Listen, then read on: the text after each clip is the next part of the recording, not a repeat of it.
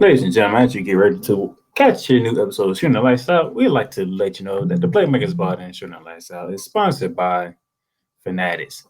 Get your official license everything at fanatics.com, including LSU National Championship gear, t-shirt, hat, bandana, as well as the UConn Huskies men basketball champions hat, t-shirts, banner, as well at fanatics.com.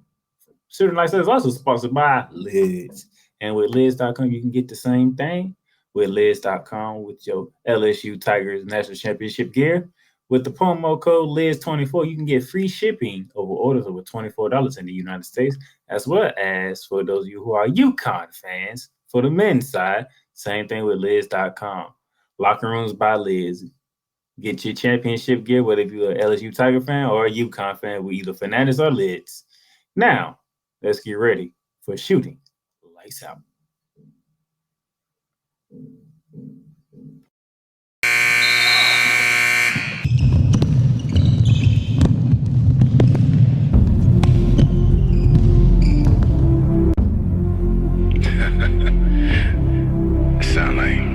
Sound like some Viking music, don't it?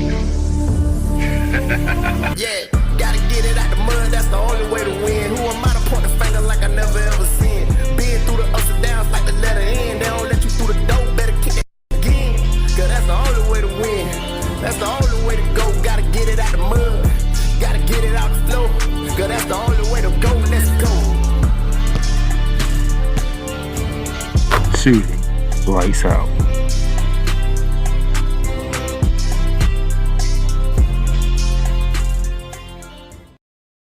Hey, ladies and gentlemen, how y'all doing today? April 5th, 2023. You see me here. The Playmaker down there silence here for your brand new episode of Shooting Lights Out. We got to recap college basketball, the women's championship game, the men's championship game. And then we're going to turn our full attention to the NBA as the NBA season is getting ready to wind down. And we got some spots to be clinched and get ready for the play-in and the playoffs. So just how we're going to do it is you catch the opening part of it. Get your championship gear if you're the LSU Tiger fan or you're a UConn Husky fan. Get your championship gear with either Fanatics or Lids. Take advantage of the Lids deal with free shipping over orders over $24 because it's a great deal. Take advantage of that. So with me bringing that up, let's go ahead and jump into it because women's college basketball is over. College basketball period is over for the time being, but we're going to begin with the women's. And we're going to start off with the Final Four. You had the 3 seed LSU taking on a 1 seed Virginia Tech in a very tightly contested game, 79-72. The Tigers of LSU held the Virginia Tech Hokies to 13 points in the fourth quarter. They outscored them 29-13 in the fourth quarter to win by 7. It was a remarkable performance by the Tigers, especially in that fourth quarter. You see here, LSU shot 47% from the field to Virginia Tech's 40. Both teams shot under 30% from 3, but Virginia Tech shooting 29% from 3 and LSU shooting 23% from 3. It was surprisingly Virginia Tech out-rebounded LSU by 2, 38-36.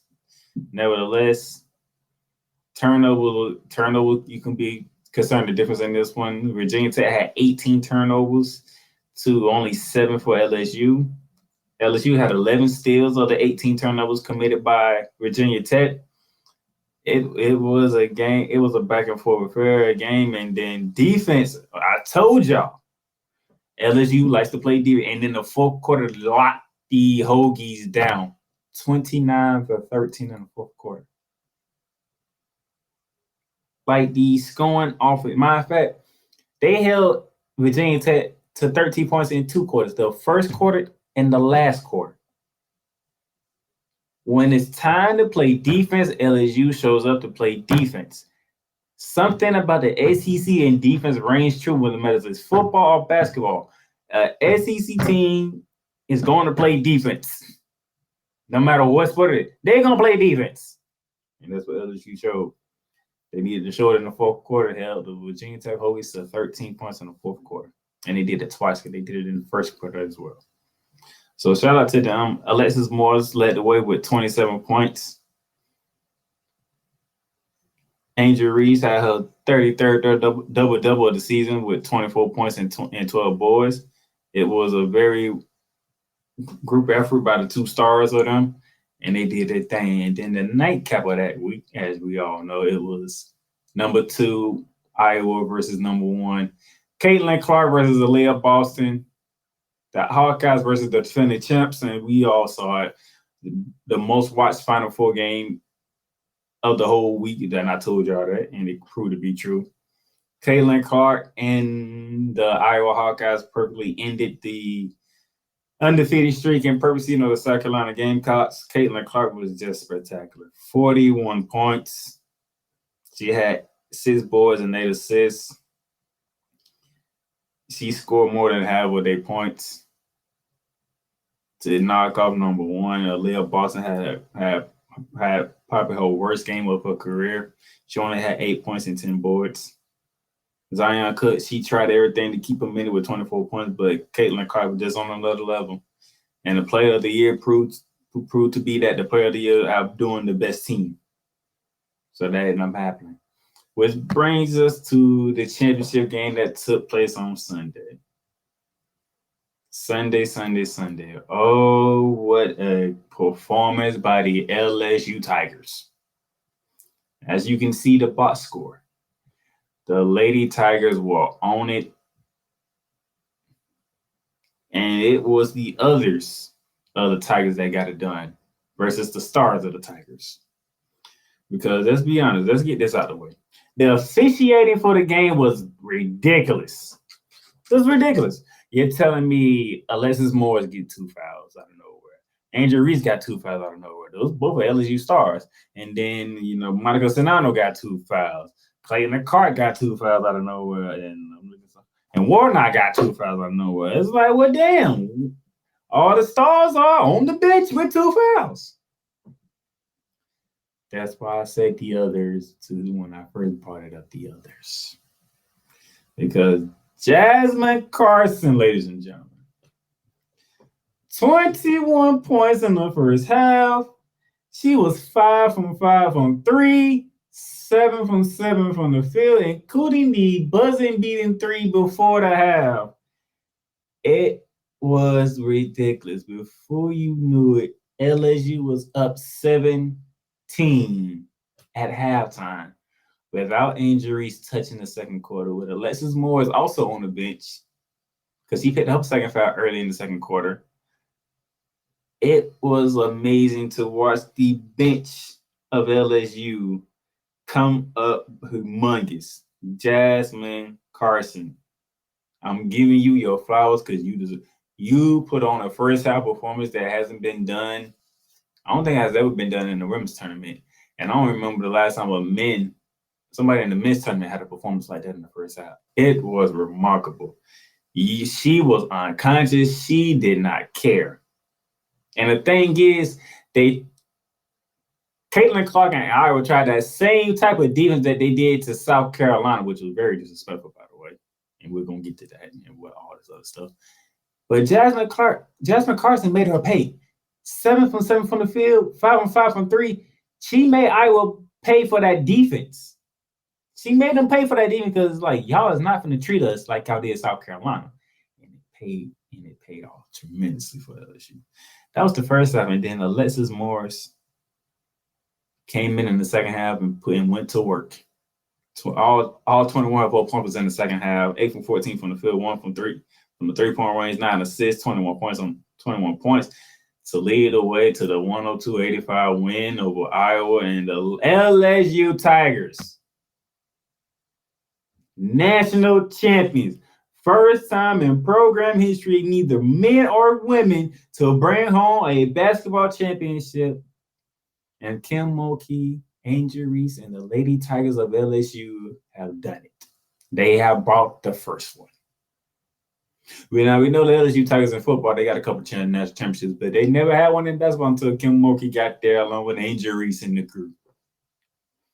What a spectacular thing it was in Dallas. Angel Reese, 15 points, 10 boards, 5 assists. LaDaza Williams, 20 points to go with 5 boards. It was a total team effort. Caitlin Clark in a losing effort, 30 points, 8 assists. Monica Sonato, 15 points, 13 points, 6 boards before fouling out of the game. Gabriel Marshall, she did not have that shooting performance that she normally has. She only gave you 12 points. Martin only gave you 13 points in a losing effort for Iowa. It was remarkable to see the LSU Tigers do what they do. It was a true blessing. But now we get to what's been talked about. Because a lot of this has been, first of all, let me say this. LSU Iowa NCAA Women's Championship game draws record TV audience. Okay. 9.9 million viewers on ABC and ESPN, meaning they watched it exactly on TV on the station that they were showing it. In total, we talking 12.6 if you including the streaming apps of ESPN Plus. You saying 12.6 million people watch Sunday's national championship game. 9.9 watched it on the regular channel, which is ABC and ESPN2, and the others watched it through streaming. That is a 103% jump from last year when South Carolina defeated UConn, when it averaged 4.85 million on ESPN and ESPN2. The women game got the much needed exposure that they deserved. This is part of the reason why I was covering the women's college basketball, because they don't get enough exposure.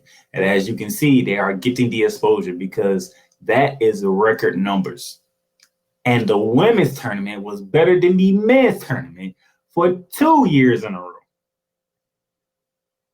I'll say it. Last year, the women's tournament, South Carolina defeating UConn, that tournament was better than the men's tournament last year.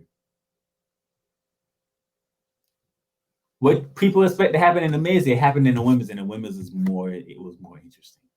This tournament was definitely more interesting than the men, despite you having the fact that you had three new bloods making the Final Four in the men's. This is what, because we got the matchup that we wanted. We got the dominant team in the country in South Carolina against the most recognizable player in the women's game, Caitlin Clark. Caitlin Clark came out on top. The second dominant team in LSU took to the championship game, and they took out Caitlin Clark. It was amazing to watch. The women is getting they just do, but at the same time, they are getting flack as well. Because as you see here, even though you read the title, Iowa's Caitlin Clark says only LSU should visit the White House, and I totally 100% agree with her, and everybody else do too. Because Mrs. Biden, our first lady,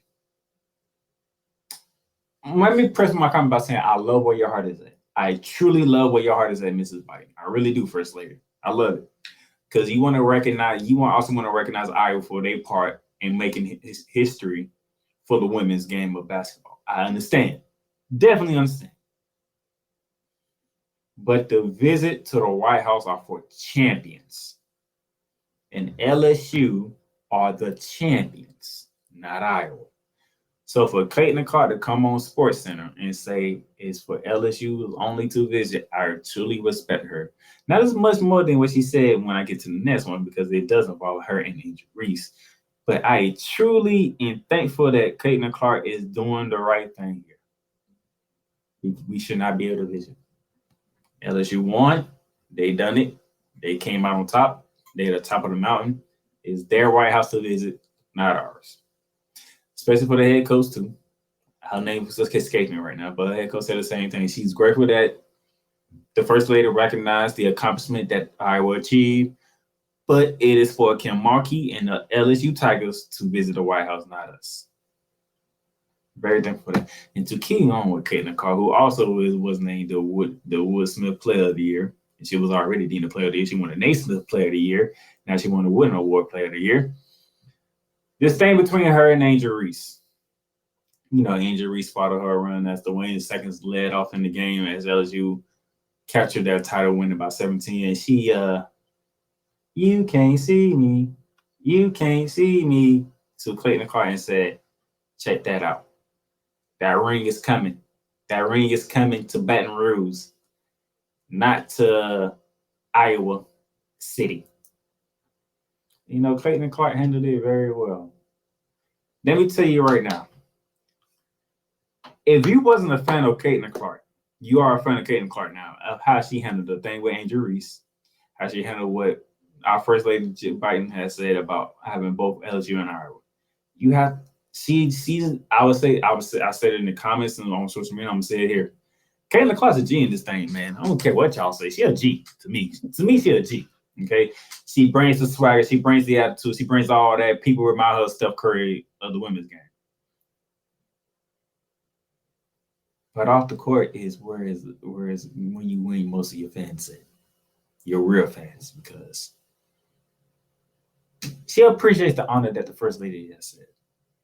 Cool. But we didn't win it. It's not, we should not be able to show it to the White House when LSU won the whole thing. We honored. We are honored that the First Lady feels that way about us, but that is LSU's. She won a women parity, and she came in, she defended Angel Reese. If I can find it, it's not on here, okay. And she came to defend Angel Reese because people was throwing flack at Angel Reese because she did this and this to Caitlin Clark personally. And she said, Angel Reese doesn't deserve to be criticized for what she did. She respects the fact that Angel Reese did what she did. Matter of fact, I have the article right here. It says, quote, Iowa guard Caitlin Clark said LSU for Angel Reese doesn't deserve criticism for any actions from Sunday's women's basketball national championship game, and that only the Tigers should visit the White House because that's for LSU. It says Clark appeared on SportsCenter Tuesday after being announced the winner of the Wooden Award and was asked by ESPN Jeremy Shatter about the controversy surrounding Reese making a "you can't see me" gesture and pointing to her ring finger during the closing moments of the national championship game, all of it seemingly directed to Clark. This is what Caitlin Clark said. Quote, I don't think Angel should be criticized at all. I'm just one that competes. She competed. I think everybody knows there was going to be a little trash talk in the entire tournament. It's not just me and Angel. We are all competitors. We all show our emotions in different ways. Angel is tremendous player. I have nothing but respect for her. I love her game. I love the way she rebounds the ball, scores the ball, and is absolutely incredible. I'm a big fan of her, and even the entire LSU team, they played an amazing game. Close quote.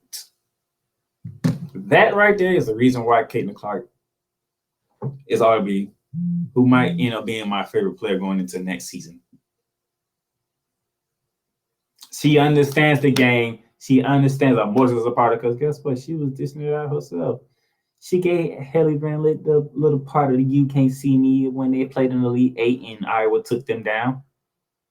She let South Carolina know, hey, y'all down 15. Why are y'all talking to me? She let the big bad girls know, hey, I'm kicking y'all butt. Why are y'all speaking to me?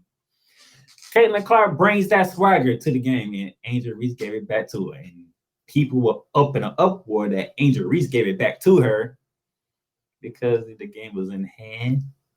It's not sportsmanship, but we know Caitlin Clark can bring emotions to the game as well, and everybody praise her. Let's be real. I love Caitlin Clark defending Angel Reese. I love it because he's saying, if y'all gonna praise me, y'all gonna praise Angel Reese too. It's a national championship game. This is for all the marbles. This to be crowned the top of the women's basketball landscape. Angel Reese team came out on top. Caitlin Clark did. The leader of the Iowa Hawkeyes is Caitlin Clark. The leader of the LSU Tigers is Angel Reese. And by the way, despite her having 15 and 10, what a lot of people looked at as she didn't do nothing, that was Angel Reese's 34th double-double of the season out of 39 games. The most double-double in NCAA history in a single season. Men or women. Put some respect on Angel Reese's name. And as Alexis Moore said in the press game after winning the national championship, she respects Caitlin Clark. She played a tremendous game. But Caitlin Clark got to put some respect on Alexis Morris's name, and she got to put some respect on LSU name, which she did.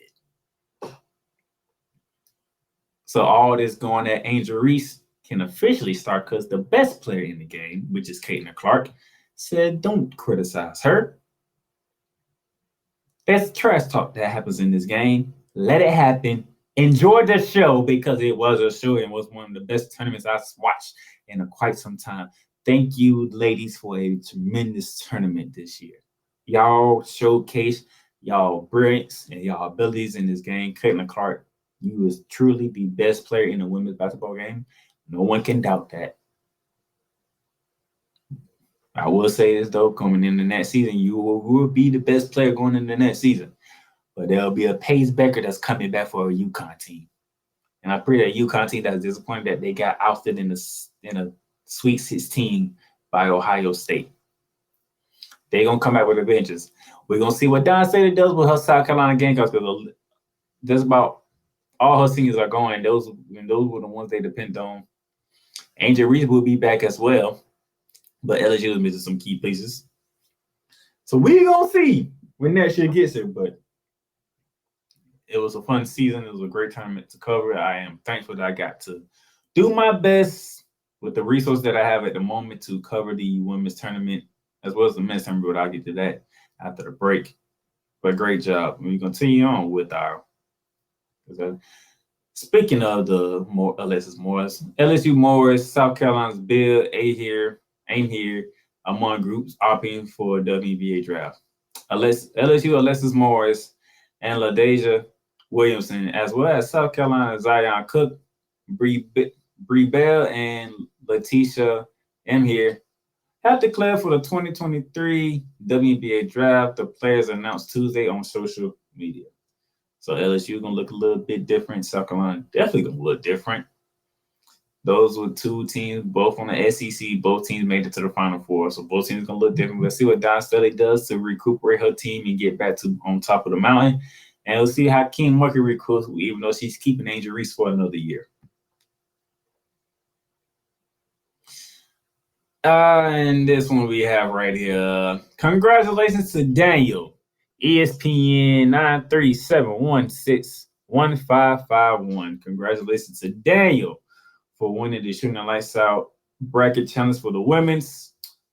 Mr. Daniel, whenever you hear this or when you get word of this, send me a message through Facebook or any social media platform that you have, or you can email email us at theplaymakersbar.gmail.com so I can get your information so I can send you your prize. You have won, you won the prize. So as well, Johnny, what's up, Blade? If you can message me as well, so I can send you something for coming in second as well. It was a great tournament. It was an interesting time. As you see, the top four, which includes myself at third, picked South Carolina winning. It's just a matter of what Final Four teams we had in it. I lost two of my Final Four teams. No, I lost two of my Final Four teams. I had UConn. No, I had lost one. I had UConn going to the Final Four, but they got ousted in the Sweet 16, and that would pretty much did me in. Also, that's pretty much what did me in. And I had them in the championship game against South Carolina. So, but if Johnny, Weasel Bell, and Daniel can email me or find me on social media, I truly appreciate it. I can get the information that I need to get from you to send y'all prizes, especially to Daniel, who have won the ultimate prize. So, whatever you get a hold of this, message me so we can get the information that we need so we can send you your prize. And once again, congratulations to the LSU Tigers and especially to Kim Mulkey, the first coach in the NCAA tournament to take two teams to national championship games in the women's game. Congratulations, Kim Mulkey. Congratulations, Angel Reese and the LSU Tigers. You are champions. A break, and we go to the men's side. Welcome to Ringside Chaos, the professional wrestling discussion segment of the Bear of Texas podcast. The only professional wrestling podcast in the world where pro wrestling is discussed passionately, with confidence, with great knowledge, and most of all, in the most sophisticated way. So brace yourselves, ladies and gentlemen, because chaos is about to be unleashed. Thing with Tony Khan now being in talks to buy WWE, I'm going to be honest with you. I spoke to this with Ricky Litwinkowicz, aka the Master of Mayhem, and he honestly believes that me talking about Tony Khan buying WWE is basically I'm kind of wasting my time because Ricky believes it's never going to happen. Okay, now don't get me wrong, Ricky, I respect what he says. He could very well be correct, but I got to be honest with you. The fact that Khan is interested in supposedly buying WWE, to me, that's definitely worth talking about. Now, I should mention this. Shout out to Ricky, by the way. And I got to mention this, that even Jim Cornette already had something to say. And he said, and I quote, "Ridiculous to think that could happen," unquote. A wrestling fan that's been super supportive of Brody Lee as a wrestler and everything that WWE could have done with him and, everything that he could have shown and, offered for the wrestling business. For me, I wasn't just a fan of Brody Lee himself, like in character. I strongly respected him, as a human being. Like, I had a lot of respect for Jonathan Huber. That's Mr. Brody Lee's real name. So basically, I had a lot of respect for Brody Lee, Luke Harper, and of course, Mr. Jonathan Huber. This particular episode was about World Class Championship Wrestling. And the episode title is, WCCW Wrestling's Lone Star Legacy. And because I am the Bear of Texas, and I do hail from the Dallas-Fort Worth area of the state of Texas, World Class Championship Wrestling was basically my territory as far as being a wrestling fan goes. Ladies and gentlemen, Ringside Chaos is available on all streaming platforms including Spotify, Apple Podcasts, Google Podcasts, Amazon Music, and YouTube.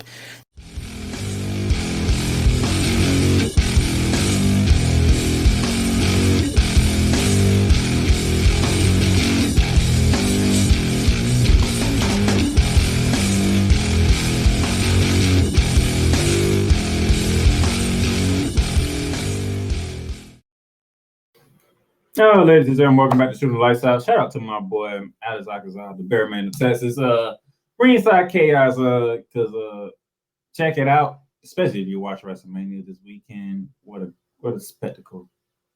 I mean, WrestleMania was great. Night 1 was fabulous. Night 2 was good. Then catch the Monday Night Raw afterwards. I'll be catching that once I finish doing this and get caught up on that. But if you want true, authentic wrestling talk, Ringside Chaos is a show for you, so check that out right now. Now that we're back, let's get into the finale of the men's tournament. And we kicked off with the Final Four down in Houston, Texas. We had the surprising FAU Owls taking on the surprising San Diego State Aztecs for a spot in the national championship game. And as you can notice, it was the San Diego State Aztecs to win that one. On a Lamar Hunt buzzer beater after FAU's attempt to seal the game was blocked. Back and forth affair. It was something to behold. And FAU had the opportunities. They really did. They had opportunity. They was up double digits. I think the highest the lead was 14 for FAU, and they didn't put them away. They didn't put them away in the second half when they had a 14-point lead. And San Diego State kept fighting away and calling on what they called on their best on all season, the defense, to chip away, and they finally they got the opportunity that they need, and they won on a little Martin Butler jumper at the buzzer. FAU shot 44% from the field, as well as San Diego State. FAU shot 40% from three-point range to 50% from San Diego State. San Diego State was 9 for 18. 9 for 18. Turnover was very similar. Rebounding was similar. Assists was similar. Stuff like that. It was very similar. It just that's why the game was back and forth, and you had to wait to the final buzzer to find out who won. Martin for FAU, 26.7 boards. Jonell Davis did not have his best game, 2 for 9 from the field, 0 from 3-point range, only had 8 points. Lamar Brother, he didn't have a great game. He just had that game winning shot. He only had 9 points, but it was Matt Bradley for San Diego State with 21 points to help bring that charge in for San Diego State to win that game. Congratulations to them. They made their first ever championship game, and who they was going to face? The most dominant team in the tournament, the UConn Huskies. UConn jumped out early on Miami. Miami made a run, but they went right back up with no problem. UConn 72-59.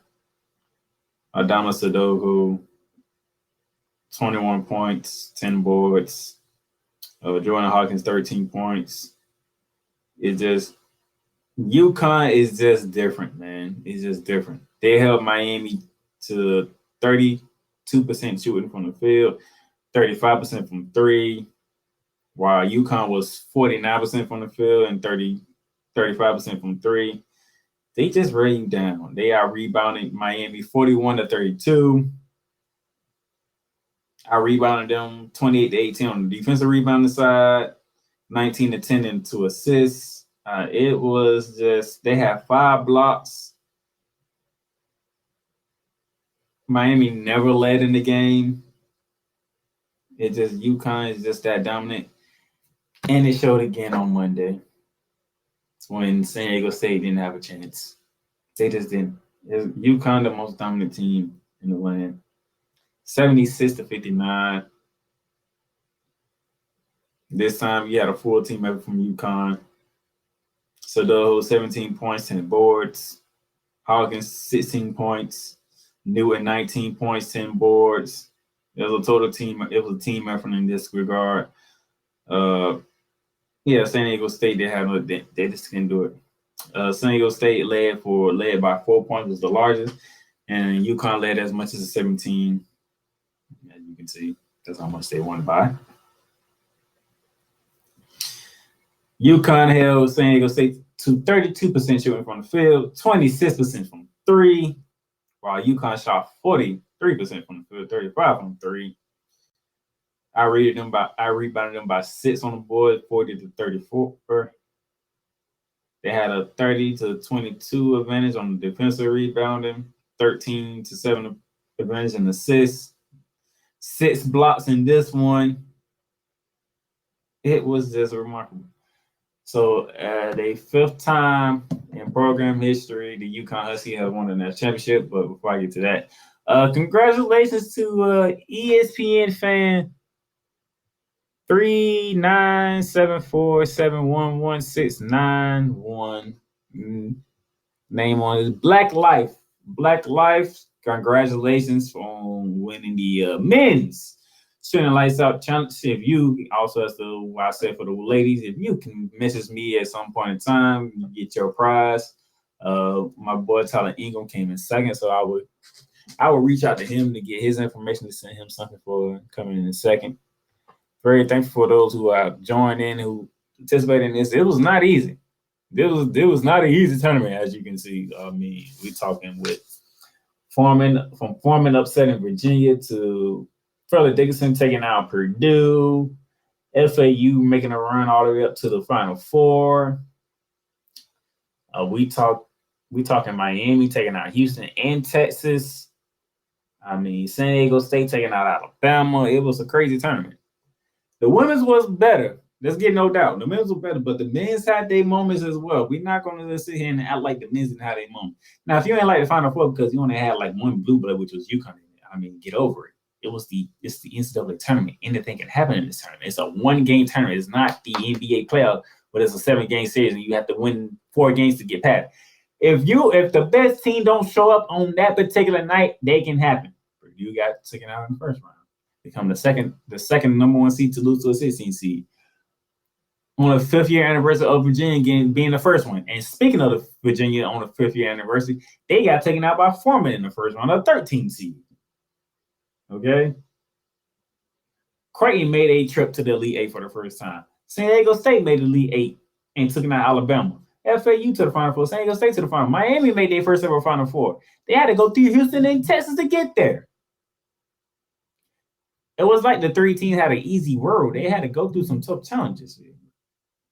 FAU got past a physical Tennessee team and then got past one of the best performing players in the tournament, and Marquise Noel and Kansas State to get to the Final Four. So this was both tournaments were intriguing. Just the women was more into it. The women's had more of the flair in it than the men, but both tournaments were fabulous. Both tournaments were fabulous. So congratulations to the UConn Huskies for winning it. They have opened up the next season as the favorites. I had that article. Let me give you the odds for that. What was the actual odds for them to repeat? Which no team has repeated since the Florida Gators did it in 2006, 2007. It says here, Caesar Sportsbooks installs UConn as the favorite to win next season's NCAA tournament at 12-1. Kansas is next at 15-1, followed by UCLA and Duke tied at 16-1, and then finish it off by Kentucky at 18-1. So that's one thing. They are already looking at UConn repeating. Purdue center Zach Edey adds to honors with the Wooden Award as the best player of the year. There's no doubt about that. If you've been watching college basketball throughout the whole season, you knew he was going to win it, and there was nobody else involved. Duke freshman Derek Lively II has said he would enter the NBA draft after one season with the Duke Blue Devils. He's going pro. Projected somewhere in the first round. He may be a borderline lottery pick. Borderline lottery pick to me, but we shall see where he goes and how he deals in workouts. Wisconsin Trey Wayne says he's returning for a field season. That's a good thing for UConn, for Wisconsin. You get one of your top scorers back. That should help get the ship back right to because when you look at Wisconsin, you think basketball, and they haven't been living up to what they've been doing in past years.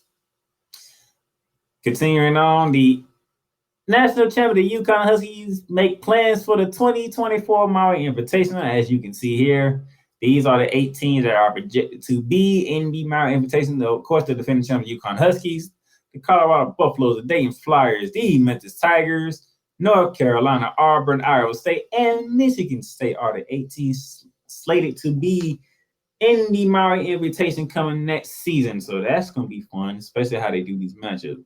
Who does UConn play first? Who does North Carolina play first? And such and such.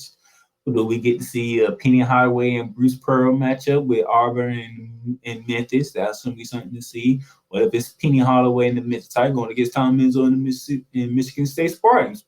Just saying. It's a good matchup. I like what I'm seeing here. Very, very intriguing here that we're seeing this, okay? So I'm looking forward to the Maui Invitational next year because I want to see who matches up against who, and what coaching matchup do we get? Dan Harvey versus Hubert Davis, UConn North Carolina matchup. Just throwing matchups out there. When they get down to the time, they'll figure it out and get it together, and they'll have it posted and ready for us to talk about. But it's intriguing to think about. It's very intriguing to think about. And shout out to Dayton representing DA10. They got one mid-major in there. I respect that. Going into the sea, but you got your Blue Bulls, you got UConn, you got North Carolina, and you got Michigan State up in there. You got to me, who should be a Hall of Fame coach, and Bruce Pearl in there. Okay, you got Penny Hardaway in there. It's gonna be interesting to watch to see. But that's pretty much all I got for the college basketball side for the men. So one more time, congratulations to the UConn Huskies, your 5th national championship in program history. The second time you have won it in I want to say the 4th time you won it in the state of Texas, and the second time you won it in the city of Houston. Dan Hurley and the UConn Huskies put on a tremendous team, a team that to me have showed the dominance I have never seen before. Lights in the tournament. I have never seen a team dominate the NCAA tournament like UConn did, and there was a 4 seed. They won every game by at least 15 points. It was a truly dominant performance. So congratulations to y'all. Congratulations to Molly Karen, Dan Orlowski, Ray Allen, any UConn alum, celebrate. The boys done it. They brought the championship back to the state of Connecticut. Celebrate it. You deserve it. Congratulations. All right, take a break. When we come back, we're going to finish it off with some NBA conversation. The Playmakers blog is proudly to announce that it is sponsored by Fanatics. Fanatics, where you can get all your official license, sports gear, memorabilia, whether it's for the National Football League, the National Basketball Association, Major League Baseball, National Hockey League, or even International Soccer League, or even college sports. So rep your team, rep the hardware, get comfortable, because Fanatics is the way to go, where sports fans shop and official license everything. That's right, ladies and gentlemen. Swim Lifestyle sponsored by Fanatics, and like us, if you heard the opening one, you can get your Division I Women's Basketball Championship gear at Fanatics for the LSU Tiger. If you're an LSU Tiger fan, as well as for the men's basketball championship. If you're a UConn Husky fan, you can get both gears at fanatics.com. Official license everything. Now that we got that out the way, let's go ahead and let's get into the NBA, because now we are just about there. Somewhere after this weekend, we should be done, and we should know who's participating in the play-in and who have playoff spots. So, but before, let's do a recap from what took place from Friday. Is it Friday already up to today? No, we're going to come back to the last 2 days. So I want to say Monday, we saw the Brooklyn Nets get a needed win over the Utah Jazz. Both teams needed it. We saw the Bulls take down the Memphis Grizzlies. The Atlanta Hawks put a damper on the Dallas Mavericks season. The Bucks handled business against Philly, and the Denver Nuggets, without Nikola Jokic, take down the Golden State Warriors, who cannot seem to win on the road. That needs to change quickly. But what took place yesterday was the Minnesota Timberwolves going into the Barclays Center and giving the Brooklyn Nets a loss. Joel Embiid put the sisters on his back to take down one of their biggest rivals in the Boston Celtics. And did Joel Embiid just end the MVP race with that performance last night? I'll let you know a little later. The Atlanta Hawks got a big win over the Chicago Bulls. The Sacramento Kings, got their 48th win of the season when they went down to Louisiana to take down the New Orleans Pelicans. That win did something for them that I will get to a little bit later. The Los Angeles Lakers got a big win in Salt Lake City. It took them overtime, which could be problematic, but we shall see it tonight.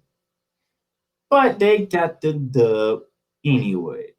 And Utah is trying to keep their season alive as much as they can, because the Thunder are trying to keep their season as much alive as they can, as they are holding off the Utah Jazz and Dallas Mavericks right now, but they did take an L to the Golden State Warriors.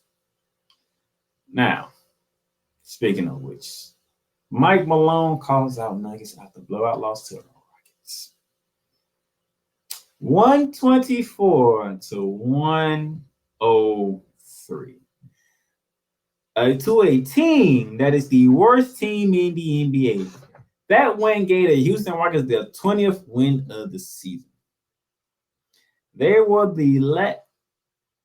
one of the worst teams in the world. They ain't the worst team. That'd be the Detroit Pistons, who was 16-63.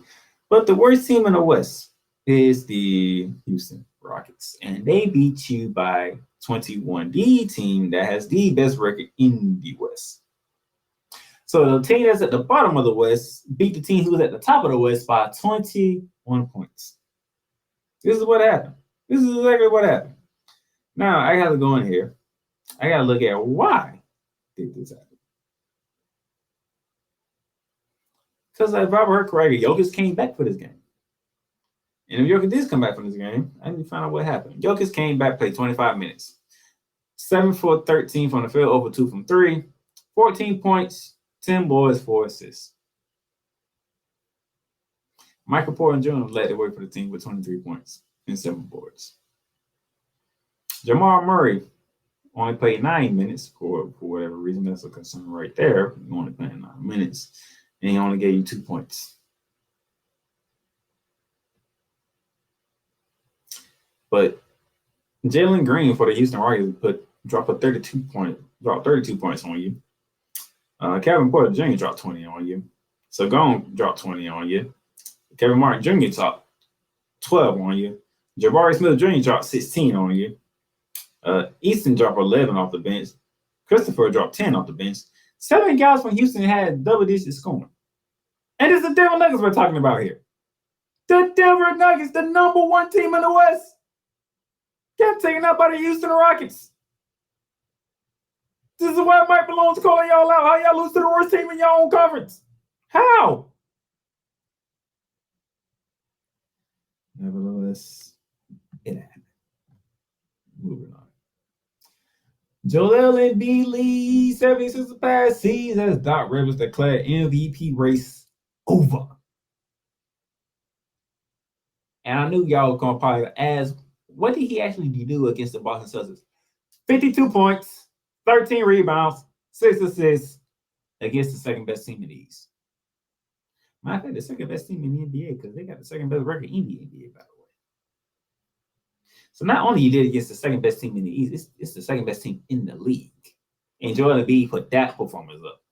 Give that man the MVP. I voted for him last year, even though I don't have an actual vote per se. But I'm voting for him again this year. Mikal Jokic is back now winning MVP for a third straight time, and Joel Embiid coming second for a third straight time. Give Joel Embiid the MVP. MVP. MVP. MVP. That is Joel Embiid. He is the MVP of the goddamn National Basketball Association. Most valuable player of the National Basketball Association is Joel Embiid of the Philadelphia 76ers. And moving on. Andrew Wiggins. Don't think it will be long before return. Which is good news for Golden State. If you're a Golden State Warriors fan, you're getting Andrew Wiggins back. The problem is, where is he at mentally? Conditionally, where is he at? What's the stomach going to look like? Because if you're the Warriors, you don't have that many games left before playing starts in the playoffs. So right now, let me find the Warriors schedule real quick so you can see what their last couple of games are. And can he get up to speed quickly enough? So it looks like their next game is not until they play the Kings on the 7th in 2 days, and they finish it off against the Warriors. Against the Trailblazers on the 9th. That's their last games. And they'll either be in the playing spot or they'll be locked up in the 5th or the 6th seed. That's how tight this race is, and I'm gonna show you the standings in a bit. So Andrew Wiggins pretty much gonna play 2 more regular season games, and before you know it, it's gonna be playoff time. He's been gone. He missed 22 games now. He ain't gonna act like he just been gone for a little while, and that was it. He missed 22 games here. He been gone for the team for almost 2.5 months. Almost 2.5 months. Okay, he's been gone for quite a while. So it's gonna be interesting where he's at mentally and conditionally, physically. Okay, because that was a long layoff that he had.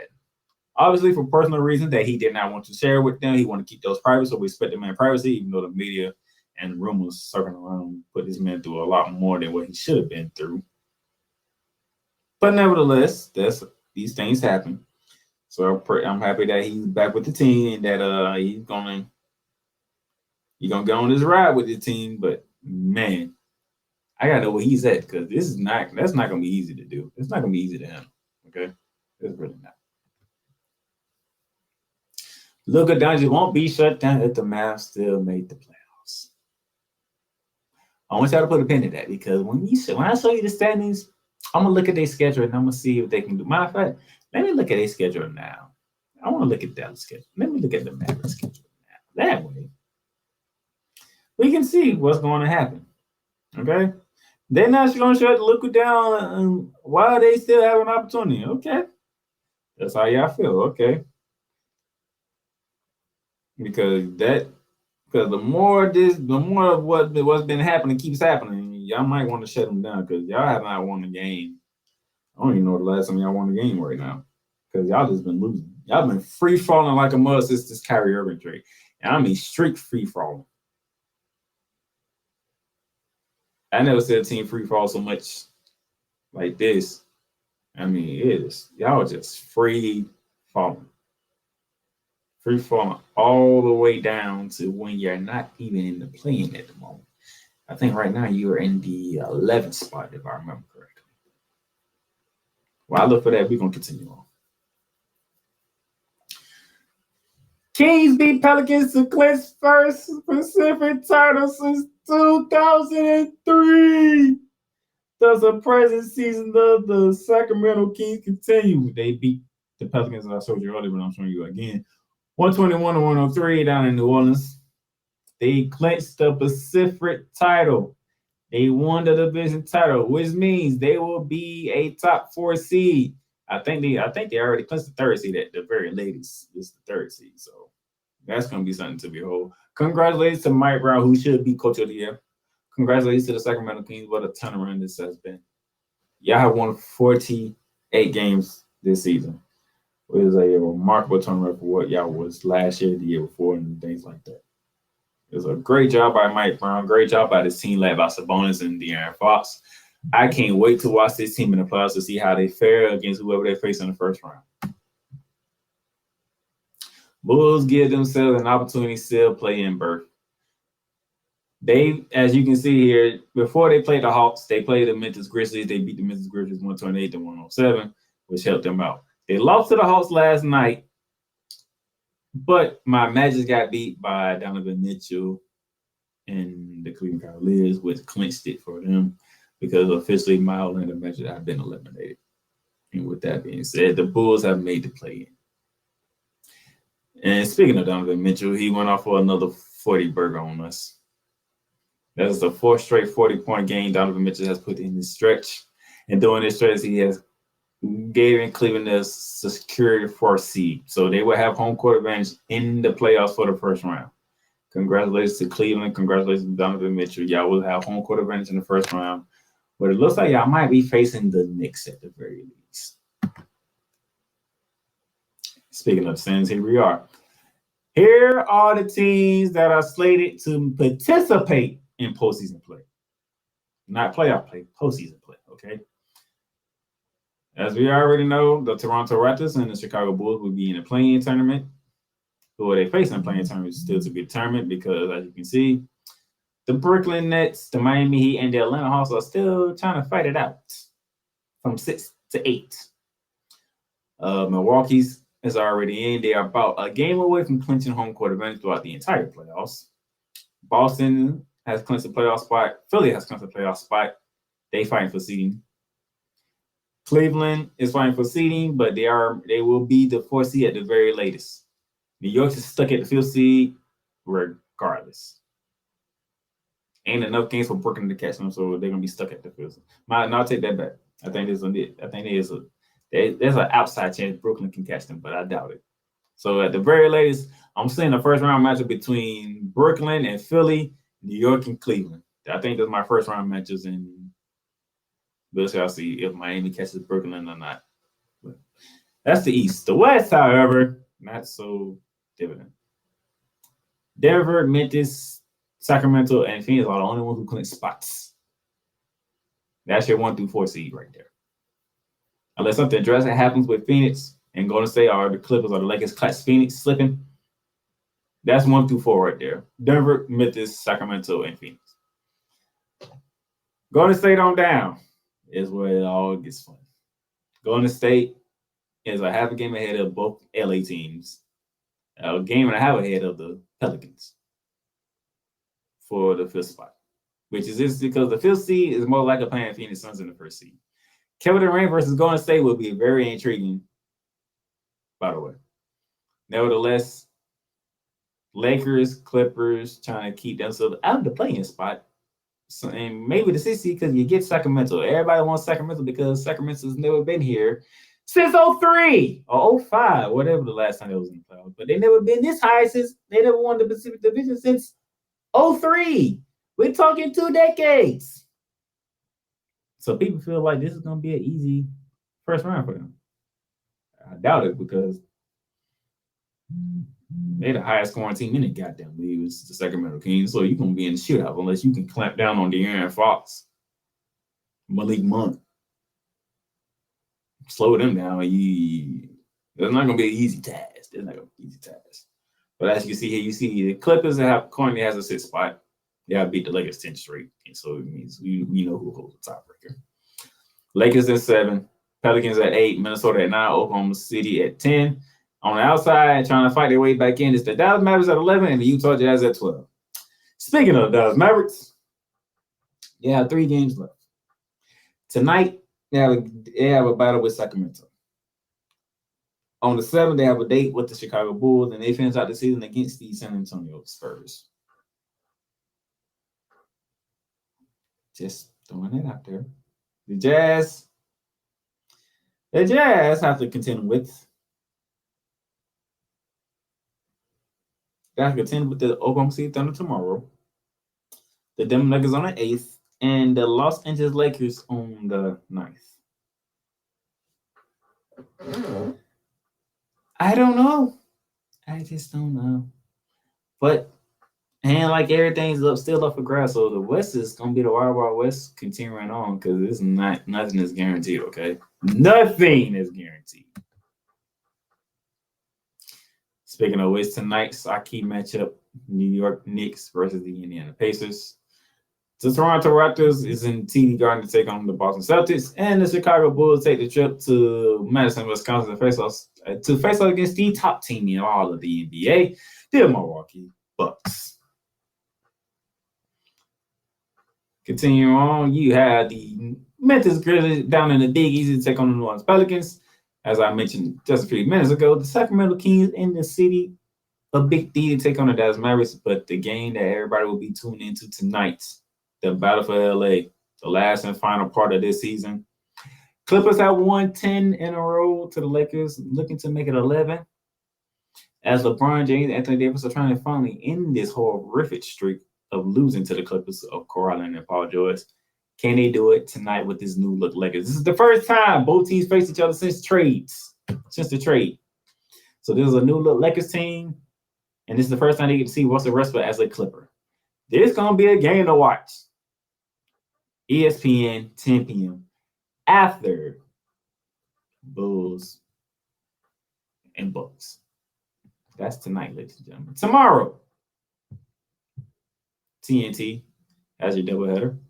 Miami is at Philly to begin it off. You have OKC at the Jazz, but that's going to be a good one. But your doubleheader, your second of your doubleheader on TNT is the Denver Nuggets against the Phoenix Suns. This is the first time Denver will be meeting the Phoenix Suns with Kevin Durant on the team. So that's going to be something to behold and to watch as well. That's tomorrow. And then we get to Friday. We're going to kick it off with the 76ers at the Atlanta Hawks. Toronto Raptors with a second day at TD Garden with the Boston Celtics. The Memphis Grizzlies on NBA TV against the Milwaukee Bucks. New York Knicks against the New Orleans Pelicans. Chicago Bulls against the Dallas Mavericks. Warriors and Kings meet in Sacramento. And your second part of your doubleheader on NBA TV is Suns and Lakers at Crypto.com Arena. So, ladies and gentlemen, we are here. It is the final stretch of the regular season. Because after this weekend, Easter weekend that is, it's play-in time and playoff time. That's all I got for you today. Thank you for tuning in. I'm the Playmaker out here in Jacksonville, Florida. I'll catch y'all next week for Shooting Lights Out. Good. You've done great. But you can't stop here. You can't stop now. You gotta keep going. Through all your trials and your tribulations, you gotta keep pushing. Now, finish your canvas. Yeah, gotta get it out the mud, that's the only way to win. Who am I to point the finger like I never ever seen? Been through the ups and downs.